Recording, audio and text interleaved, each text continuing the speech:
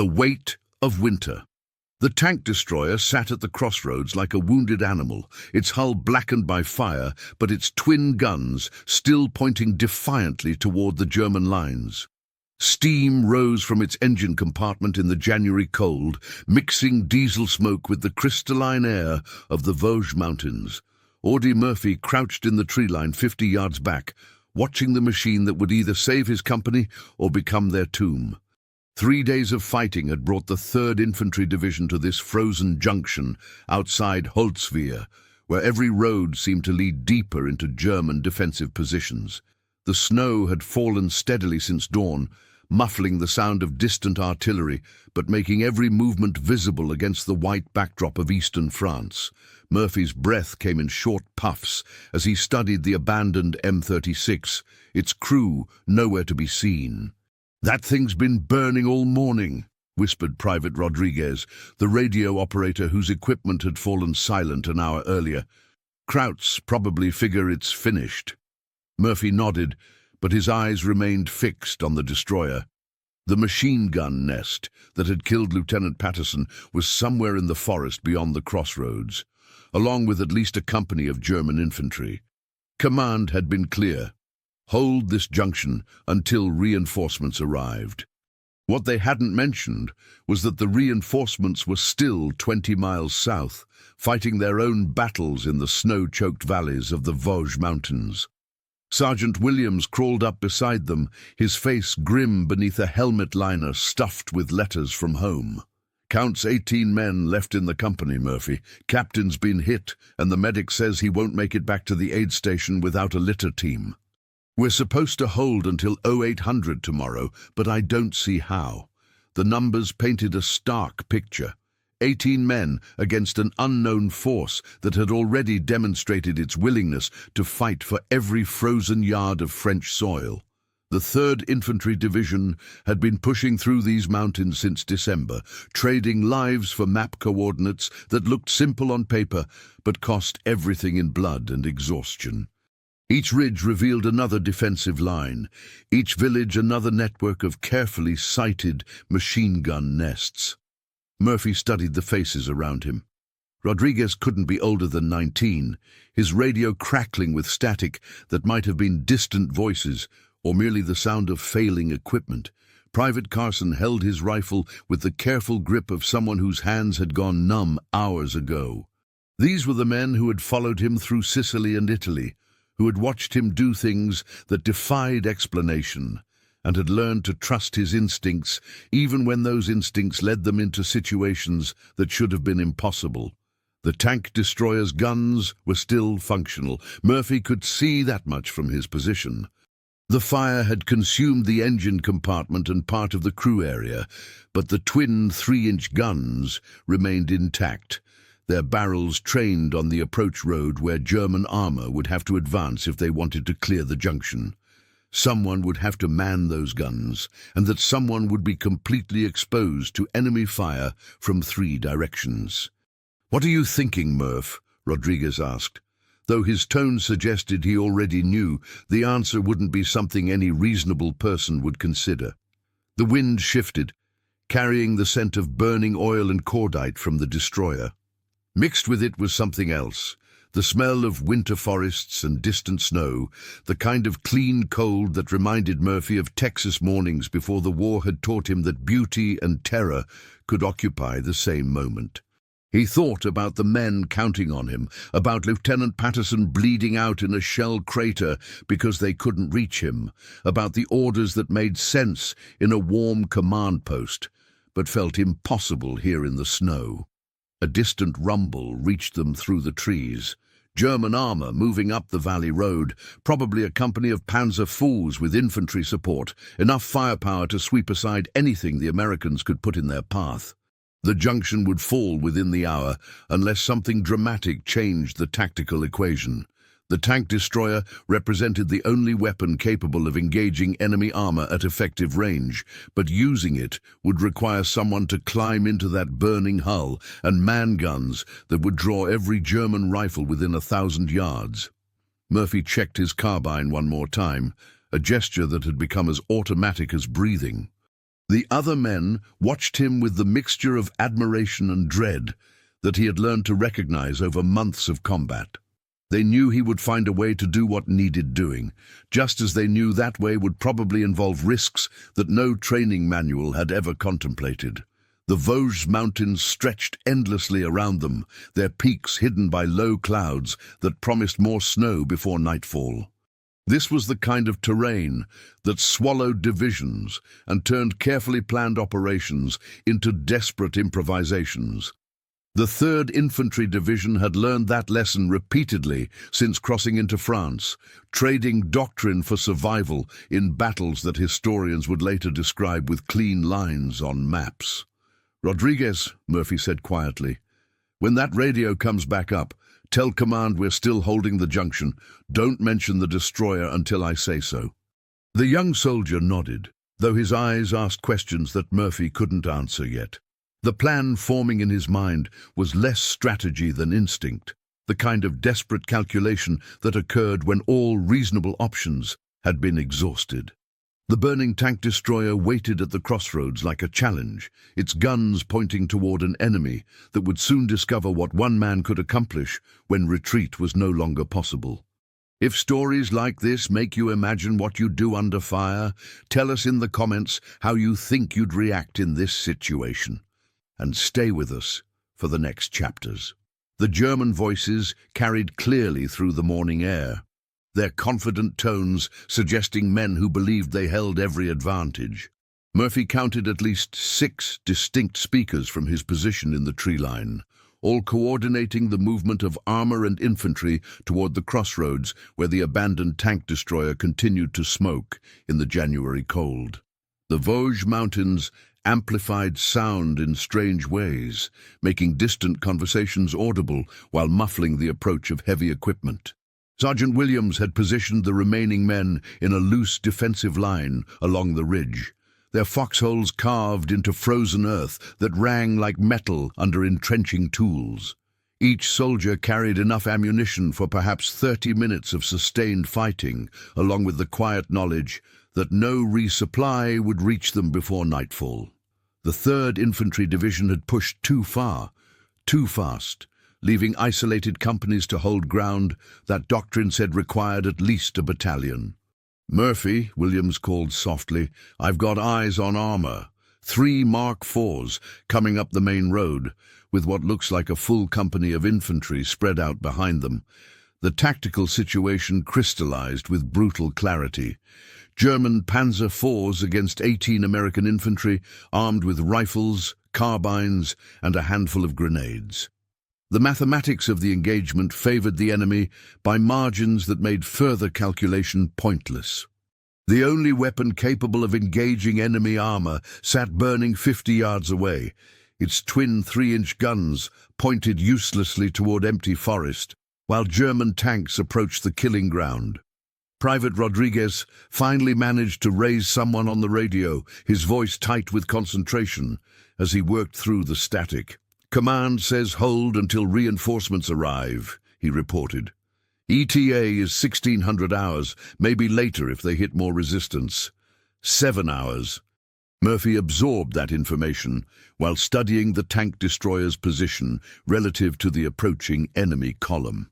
The machine sat at the perfect spot to interdict the German advance, its guns covering both approach roads and the open ground where infantry would have to deploy.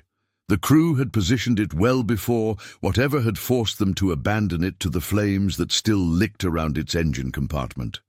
Carson shifted nervously in his foxhole, his breath visible in the cold air. "Sarge, what happens if those tanks just roll right over us? I mean, what's the plan when they start shooting up our positions?" It was a fair question that deserved an honest answer. Williams looked to Murphy, recognizing the same calculation that had occurred to every man on the line. Retreat was impossible with Lieutenant Patterson and 2 other wounded soldiers unable to walk. Surrender might be possible, but only if the German commanders were feeling generous toward American infantry who had been causing problems in the Vosges Mountains for weeks. The sound of tank engines grew louder, their mechanical grinding echoing off the ridge walls. Murphy had heard that particular sound too many times. The deliberate advance of armor, supported by confident infantry, the kind of combined arms attack that had swept Allied forces across North Africa and Sicily before American soldiers learned to adapt their tactics to survival rather than doctrine. The enemy was perhaps 15 minutes away from positions where they could begin systematically destroying the American defensive line. A movement caught Murphy's eye. One of the tank destroyer's guns had shifted slightly, probably settling as metal cooled unevenly in the winter air. The sight reminded him that the weapon remained functional despite the fire damage, its targeting mechanisms likely intact, and its ammunition probably still viable. Someone with sufficient knowledge of the system could potentially bring those guns into action, though doing so would require climbing into a burning vehicle under direct enemy observation. "Williams," Murphy said, "you remember that training on the M36 back in Italy?" The sergeant's expression suggested he understood exactly where the conversation was heading. "I remember you picking it up faster than the regular TD crews. You also remember what happened to most of those crews when they had to use them guns in combat?" The answer to that question was written in the casualty lists that followed every major engagement. Tank destroyer crews suffered mortality rates that made infantry work seem safe by comparison. The doctrine called for them to engage enemy armor at maximum range, then displace immediately to avoid return fire. That doctrine assumed multiple escape routes and supporting infantry, luxuries that didn't exist at this particular crossroads in the Vosges Mountains. Rodriguez was monitoring German radio traffic through his own equipment, his limited knowledge of the language sufficient to catch key words. "They're talking about clearing the junction in 30 minutes, he reported. "Something about engineers coming up behind to repair the road for heavier equipment." The timeline continued to compress. Once German engineers reached the crossroads, they would establish permanent defensive positions that could hold the junction against anything short of a full division attack. The 3rd Infantry Division would lose its only viable route deeper into the German defensive network, effectively ending the offensive that had already cost thousands of casualties in the frozen valleys of eastern France. Murphy checked his carbine again, though the gesture was more habit than necessity. His hands had learned to function independently of his conscious mind during combat, maintaining weapons and equipment, while his thoughts focused on tactical problems that rarely had satisfactory solutions. The tank destroyer represented the only answer to their immediate dilemma, but using it would require someone to remain exposed to enemy fire for however long it took to service targets and extract maximum value from the available ammunition. The wind carried the scent of diesel exhaust and burning rubber from the direction of the German column. Mixed with winter air and distant snow, it created an olfactory signature that would remain vivid in memory long after the immediate tactical situation had resolved itself one way or another. These were the details that after-action reports never captured. The way fear smelled, the sound of metal cooling in cold air, the particular quality of light filtered through smoke and falling snow. Williams was studying the tank destroyer with professional interest, his expression that of a man calculating odds that didn't favor survival. If someone was crazy enough to try manning that thing, they'd have maybe 10 minutes before every kraut in the valley started shooting at them specifically. 10 minutes. Murphy considered what could be accomplished in that amount of time by someone willing to trade personal survival for tactical advantage. The approaching German column represented targets that wouldn't expect resistance from a supposedly abandoned American position. Surprise would be complete for perhaps the first minute, then rapidly degrade as enemy forces oriented on the source of incoming fire. The first German reconnaissance element appeared through the trees at exactly 9:47 hours, their movements confident in the way of soldiers who believed they faced only token resistance. Murphy watched through binoculars borrowed from Rodriguez as enemy infantry advanced in textbook formation, their white winter camouflage making them nearly invisible against the snow-covered slopes of the Vosges Mountains. Behind them, the distinctive silhouettes of Panzer IVs moved with mechanical precision toward the crossroads, where 18 American soldiers waited in positions that would be overrun within minutes. Sergeant Williams had distributed the last of their ammunition, 4 clips per man, with strict instructions to make every shot count. The 3rd Infantry Division's supply lines had stretched beyond reasonable limits in the push through eastern France, leaving isolated units to fight with whatever they could carry. Artillery support was non-existent, air cover was grounded by weather, and the promised reinforcements remained hours away from a battle that would be decided in minutes. "They're setting up a base of fire position on that ridge," Carson observed from his foxhole. "Looks like they plan to pin us down while the armor rolls right up the road."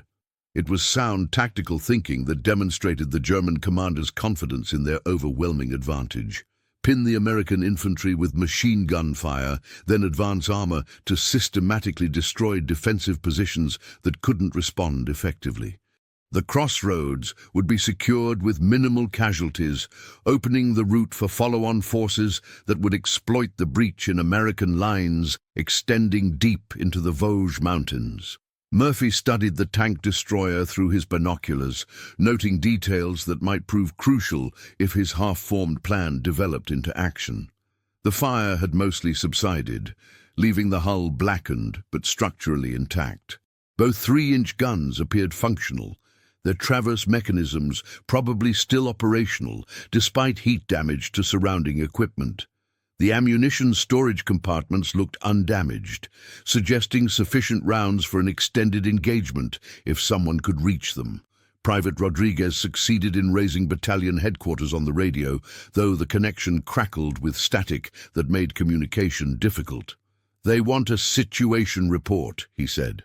"Command needs to know if we can hold until reinforcements arrive." The honest answer to that question was obvious to every man on the line. 18 infantry against armor and a full company of German soldiers was not a tactical equation that favored the defenders. But honesty in after-action reports was a luxury that combat soldiers rarely enjoyed, especially when their commanders needed positive news to justify decisions that had already been made at higher levels of the 3rd Infantry Division. Williams took the handset and delivered a report that balanced accuracy with the kind of optimism that kept replacement units moving forward despite casualty lists that told their own story. Able company holding positions at designated crossroads. Enemy contact imminent. Will maintain defensive posture until relieved. What the report didn't mention was Lieutenant Patterson bleeding out in a crater 30 yards away, or the fact that their defensive posture consisted mainly of hopes and determination. Radio communications in the Vosges Mountains were limited by terrain and weather, making it easy for higher command to maintain the illusion that frontline units possessed capabilities they had lost days earlier to enemy action and simple attrition. The German armor was close enough now that individual tank commanders could be observed through their cupolas, their attention focused on the road ahead rather than the supposedly abandoned American positions. Murphy counted 3 Panzer IVs in column formation, with infantry spread out on both flanks in sufficient numbers to overwhelm any reasonable defensive effort. The enemy had every advantage except surprise, and they weren't expecting to need that. A memory surfaced from training back in the States, an instructor demonstrating tank destroyer tactics on equipment that worked perfectly under ideal conditions. The reality of combat had taught Murphy that equipment usually malfunctioned at crucial moments, that ideal conditions existed only in training manuals, and that survival depended on adaptation rather than doctrine. The burning M36 represented adaptation pushed to its absolute limit. "Murphy," Williams said quietly, "whatever you're thinking about that TD, now would be the time to stop thinking and start doing." The approaching German column had perhaps 5 minutes before reaching effective firing positions. 5 minutes to decide whether 18 American soldiers would make their last stand in frozen foxholes, or whether someone would climb into a burning tank destroyer and discover what one man could accomplish against impossible odds. The tactical mathematics remained unchanged, but mathematics had never adequately described what happened when desperate men faced situations where retreat meant abandoning wounded friends. Rodriguez was monitoring German radio traffic again, his limited vocabulary sufficient to catch references to American positions and planned artillery fires. "They're calling for mortars on our ridgeline," he reported. "Sounds like they want to soften us up before the tanks arrive." Mortar fire would eliminate any remaining tactical options, systematically destroying the foxholes where American soldiers waited with insufficient ammunition and no supporting weapons. The German commanders understood combined arms tactics well enough to avoid unnecessary risks even when facing such overwhelming numerical superiority. Why accept casualties when artillery could clear the objective with minimal cost? Murphy checked his carbine one final time, though the gesture had become more ritual than practical necessity. His hands moved with the automatic precision of someone who had performed the same actions countless times under similar circumstances, though none of those circumstances had quite prepared him for what he was contemplating now. The tank destroyer waited at the crossroads, like a challenge to everything rational thought suggested about survival and tactical doctrine. The wind was picking up, carrying snow that would reduce visibility within minutes. Weather that could provide concealment for movement between the tree line and the crossroads, assuming someone was willing to cross 50 yards of open ground under the observation of German reconnaissance elements who were trained to notice exactly that kind of movement in exactly these conditions. Carson was checking his ammunition for perhaps the 10th time, his nervous energy focused on details that might matter in the brief firefight that would determine whether any of them lived to see evening. Sarge. What happens if Murphy tries something crazy and it doesn't work? Do we still follow orders to hold the position? The question revealed the moral complexity that training had never addressed. Orders assumed rational tactical situations, where following them made sense in terms of achieving specific objectives. But the Vosges Mountains had demonstrated repeatedly that rational tactical situations were luxuries that combat units couldn't count on when enemy forces held most of the advantages. Williams looked toward the tank destroyer, then back at his remaining men. "We follow orders until we can't," he said finally. "Then we do whatever keeps the most of us alive, to fight another day." Would you follow the orders exactly, or trust what your own eyes and instincts tell you in a moment like this? Comment which path you'd take, and share this episode with someone who loves real human stories from history. Murphy moved across the open ground in a crouched sprint that covered 50 yards in what felt like 50 minutes, every step expecting the crack of German rifles that would end his desperate gambit before it began. The tank destroyer loomed larger as he approached, its blackened hull radiating heat that created visible distortions in the winter air of the Vosges Mountains. Behind him, the 18 remaining men of his company held their breath in foxholes carved from frozen French earth, watching their best hope for survival climb into a machine that should have been abandoned to the flames hours earlier. The interior of the M36 was a maze of twisted metal and smoke damage, but the essential components remained intact. Both 3-inch guns showed green on their status indicators. Ammunition storage was undamaged, and the targeting systems responded to Murphy's touch despite heat warping that had changed the color of most surfaces from olive drab to mottled black. The 3rd Infantry Division had trained him on these weapons during the push through Italy, though that training had assumed crew support and tactical situations that bore no resemblance to his current circumstances. German voices were closer now, their confident tones carrying clearly through the winter air as enemy commanders coordinated the final approach to what they believed was an abandoned American position. Murphy could hear individual words, orders about ammunition distribution, casualty estimates, plans for exploitation once the crossroads fell to their combined assault. They were perhaps 3 minutes away from discovering that the supposedly destroyed tank destroyer was very much operational. The first Panzer IV came into view around the bend in the road, its commander visible in the cupola as he studied the terrain ahead with the casual attention of someone who expected no significant opposition. Murphy had seen that expression before, the look of professional soldiers who believed they understood their tactical situation completely. In approximately 30 seconds, that commander would learn something new about American determination in the mountains of eastern France. Murphy's hands moved through the gun-laying sequence with muscle memory developed through months of combat, where hesitation meant death. Range estimation, wind compensation, target selection, all reduced to automatic responses that freed his conscious mind to focus on broader tactical considerations. The German column was perfectly positioned for enfiladed fire that would catch multiple vehicles in a killing zone with no immediate escape routes.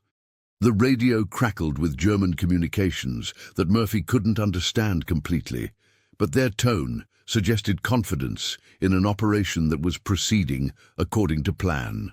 What they didn't know was that plans could change dramatically when supposedly abandoned American equipment suddenly demonstrated its continued operational capability. The element of surprise would last perhaps 60 seconds before enemy forces oriented on his position and began systematic suppression fires. The first shot took the lead Panzer IV in the track assembly, disabling it precisely where the road narrowed between rocky outcroppings that would prevent the following tanks from maneuvering around the obstruction. The German commander's expression changed from casual confidence to shocked disbelief in the seconds before Murphy's second round penetrated the turret ring and eliminated the vehicle as a combat factor. Enemy infantry immediately began seeking cover among the trees and rocks that flanked the road, their disciplined movements suggesting veteran troops who understood how to respond to unexpected contact. But their positions had been chosen for an advance against prepared American defensive lines, not for defense against direct fire from tank destroyer guns that commanded all the surrounding terrain from the crossroads position. The second Panzer IV attempted to reverse away from the killing zone, but the narrow road and rocky terrain limited its options severely. Murphy's third round caught it in the engine compartment, creating a pillar of black smoke that marked the destruction of German armor in terrain where armored vehicles were supposed to possess overwhelming advantages over isolated American infantry. Return fire began immediately, rifle shots and machine gun bursts that sparked off the tank destroyer's hull as German soldiers attempted to suppress what they probably assumed was a full crew operating the weapon. Murphy kept his head down and continued the mechanical process of target selection and engagement, his world reduced to the view through optical sights and the rhythm of loading, aiming and firing that had become as automatic as breathing. The third Panzer IV was attempting to find a position where it could engage the American tank destroyer with its main gun, but the crossroads position dominated all approaches and escape routes. Murphy's fourth round disabled its gun traverse mechanism, leaving the German tank combat ineffective, even though its crew remained alive inside what had become a stationary pillbox rather than a mobile weapons platform. German mortar fire began falling around the crossroads as enemy forward observers attempted to neutralize the American position through indirect fires. The rounds bracketed the tank destroyer with increasing accuracy, their explosions sending fragments against the hull with sounds like metallic hail against a tin roof. Murphy knew he had perhaps 2 more minutes before the mortars found their range and made his position untenable. Small arms fire was increasing in volume and accuracy as German infantry maneuvered to positions where they could engage the American tank destroyer effectively. Murphy could hear bullets striking the hull and turret with increasing frequency, their impacts creating sparks that were visible even in daylight. The enemy soldiers were demonstrating the kind of tactical competence that had made them formidable opponents throughout the campaigns in North Africa, Sicily, and now the Vosges Mountains. Rodriguez's voice reached him through the radio mounted inside the destroyer, reporting that German forces were attempting to flank the American positions along the ridgeline. The original defensive plan was collapsing as enemy units adapted to the unexpected resistance from what they had assumed would be a simple mopping-up operation against isolated American stragglers. Murphy continued engaging targets of opportunity, German soldiers attempting to advance across open ground, machine gun positions that revealed themselves by muzzle flashes, command groups trying to coordinate the increasingly desperate enemy response to his interdiction of their planned advance. Each shot had to count because ammunition was limited, and every moment in the exposed position brought him closer to the mathematical certainty of enemy fires finding their mark. The tank destroyer was taking substantial damage now, with German rifle fire and machine gun bursts, creating a constant shower of sparks and fragments inside the crew compartment. Murphy's world contracted to the essential elements of combat: sight picture, trigger control, and the mechanical repetition of actions that kept enemy forces from advancing while his company held their defensive positions in the tree line above the crossroads. Smoke from disabled German vehicles was beginning to obscure the battlefield, but it also provided concealment for enemy infantry attempting to close with the American position. Murphy caught glimpses of movement through the haze, German soldiers working their way closer to positions where they could assault the tank destroyer directly or engage it with panzerfausts that would eliminate both the weapon and its operator in a single shot. The silence lasted exactly 47 seconds. Murphy knew, because he had been counting, the way soldiers learn to measure time between artillery rounds or the interval before enemy machine guns resume firing. In those 47 seconds, the crossroads in the Vosges Mountains became as quiet as a church on Sunday morning, with only the sound of metal cooling in winter air and distant radio chatter from German units trying to understand what had just happened to their planned advance. Then the real war began.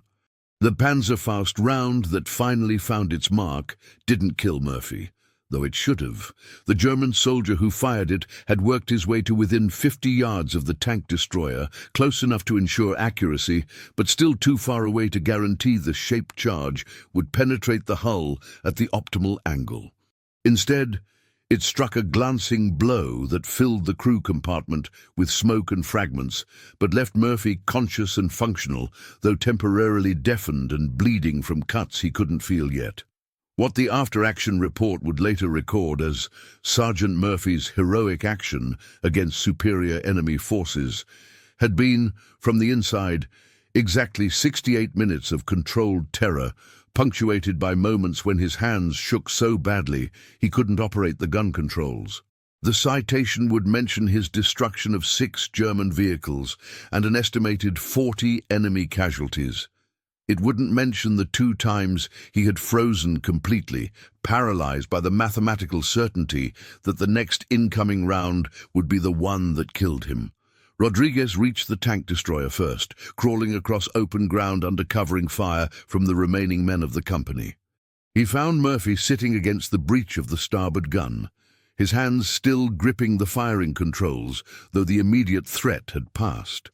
The young radio operator had to call Murphy's name 3 times before getting a response, and then only a vacant stare that suggested someone looking at things the rest of them couldn't see.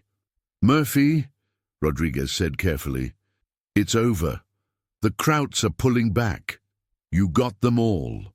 But Murphy wasn't seeing the tactical success that would later be described in glowing terms by commanders who hadn't been present for the actual fighting.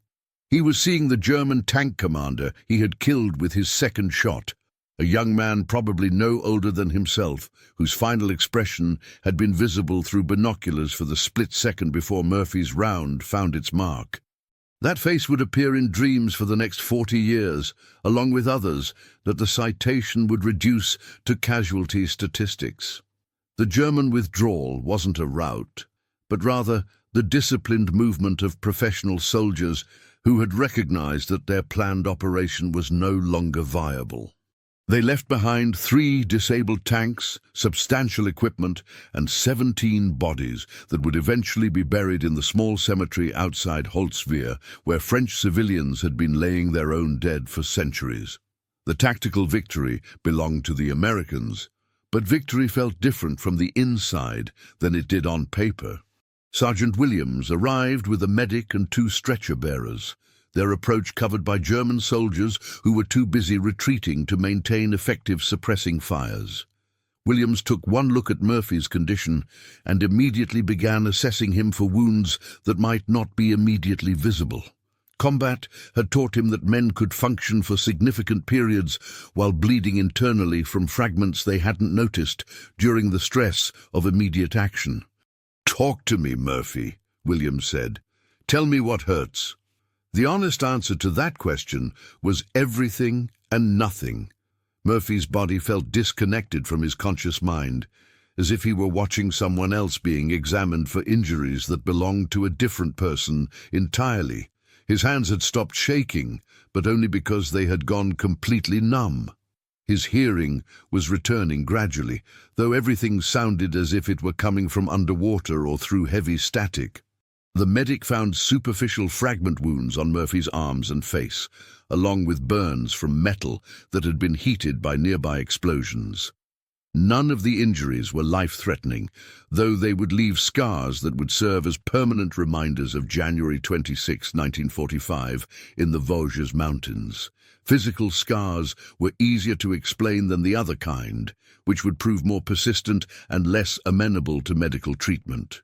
Lieutenant Patterson had died while Murphy was manning the tank destroyer. Rodriguez delivered that information quietly, without elaborating on details that wouldn't change the fundamental fact.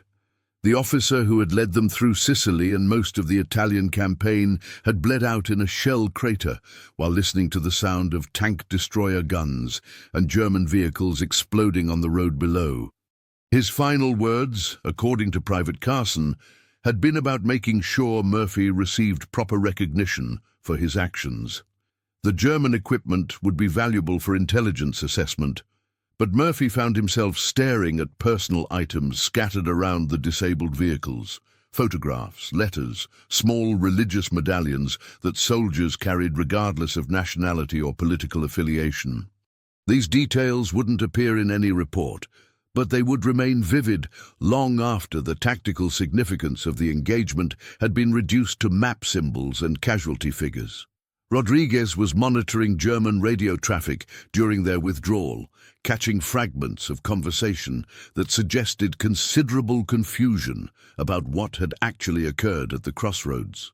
From their perspective, a significant armored advance had been stopped by what appeared to be a single American tank destroyer operated by an impossibly small crew.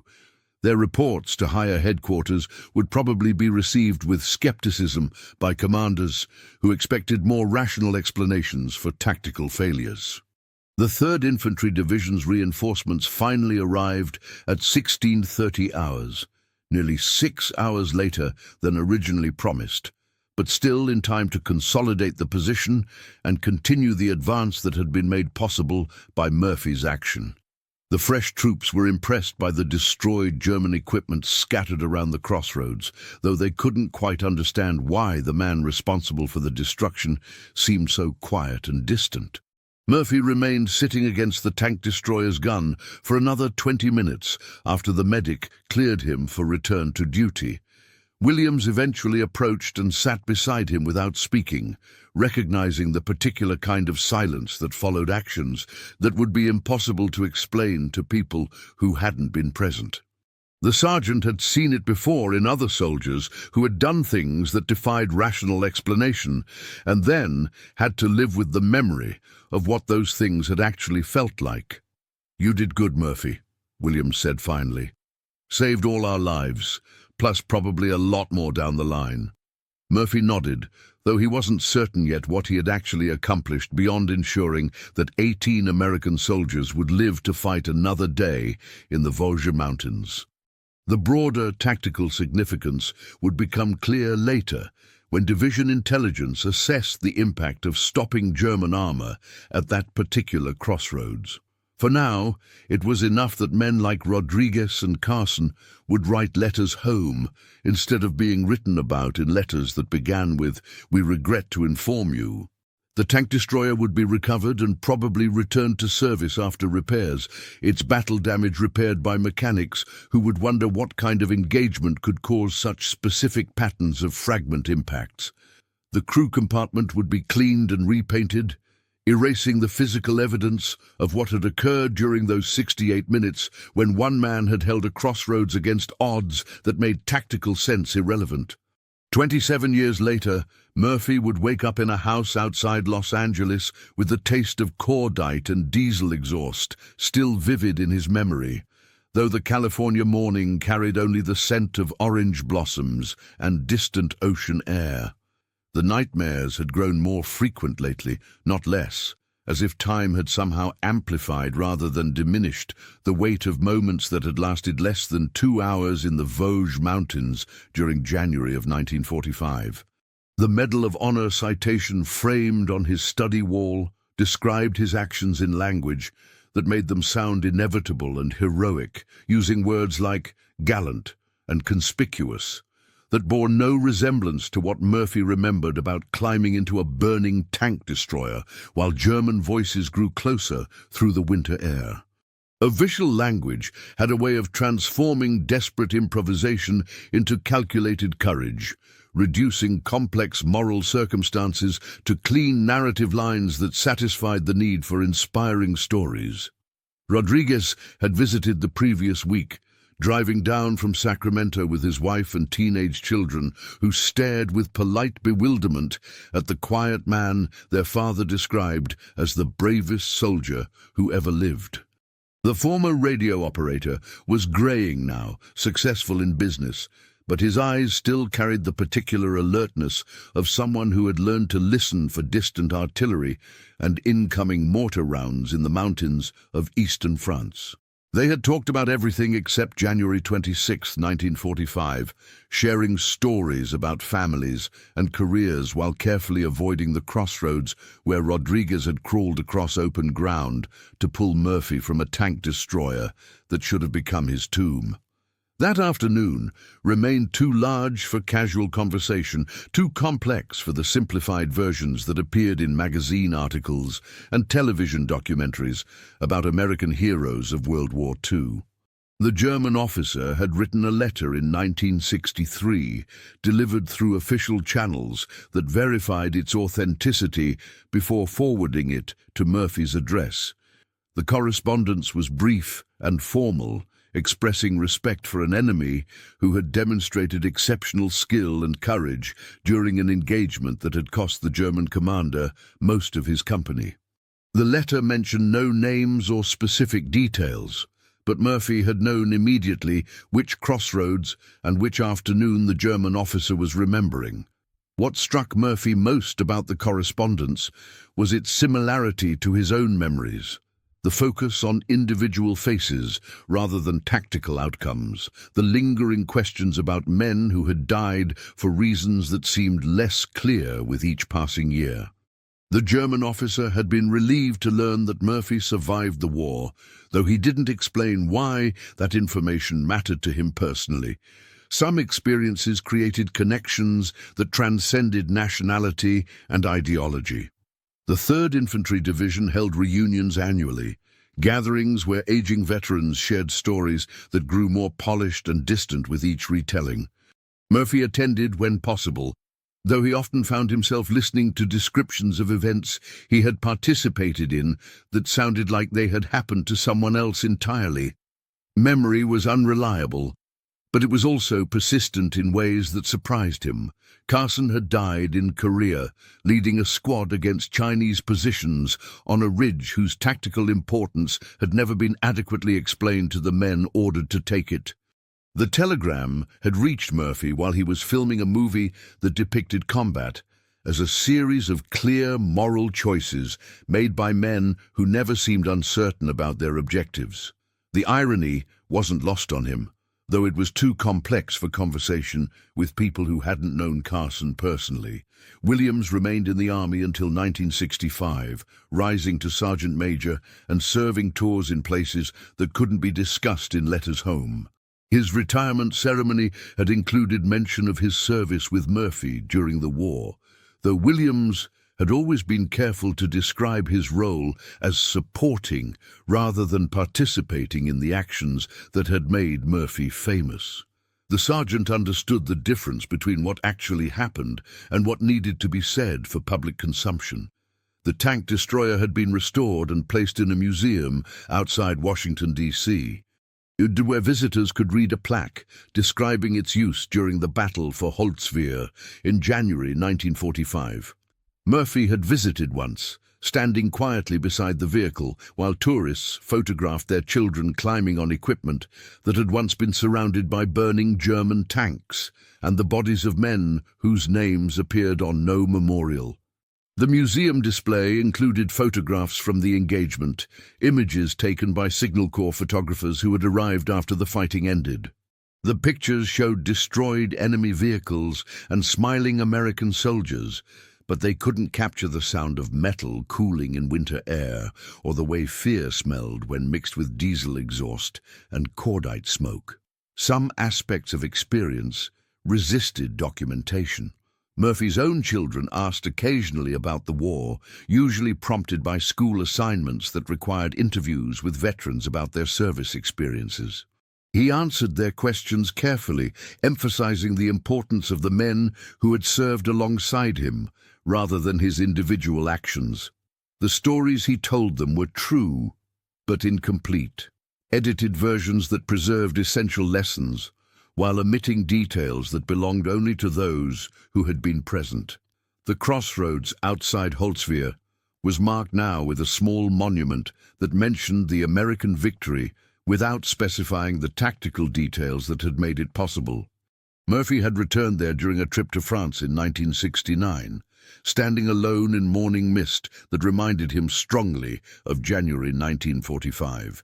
The terrain looked smaller than he remembered, more peaceful, though farmers still occasionally discovered unexploded ammunition while working fields that had once been battlegrounds. French civilians had preserved some evidence of the engagement, photographs of destroyed German equipment, eyewitness accounts of the fighting that had passed so close to their homes. Their perspective was different from either the American or German versions, focused on the human cost rather than tactical achievements. They remembered January 26th as the day the war passed through their village and left scars that would take decades to heal completely. The weight of memory hadn't diminished with time, though Murphy had learned to carry it more efficiently. The faces of men who had died remained vivid, but they had been joined by others from Korea and Vietnam, and smaller conflicts that never generated headlines or citations. Each war had produced its own version of the crossroads, places where young men discovered what they were capable of, when circumstances eliminated all options except courage or abandonment of their responsibilities to others. The telephone rang occasionally with requests for interviews from historians and journalists who wanted to discuss his most famous action. Murphy usually declined politely, explaining that he preferred to let the official records speak for themselves. What he didn't say was that the official records were simultaneously accurate and completely inadequate, true in their facts, but false in their implications about what those facts had actually felt like to experience. If this story reminded you that behind every medal there's a human being carrying memories we'll never fully see, subscribe to the channel, tell us which country you watch from, and invite someone to revisit history with us in the next story.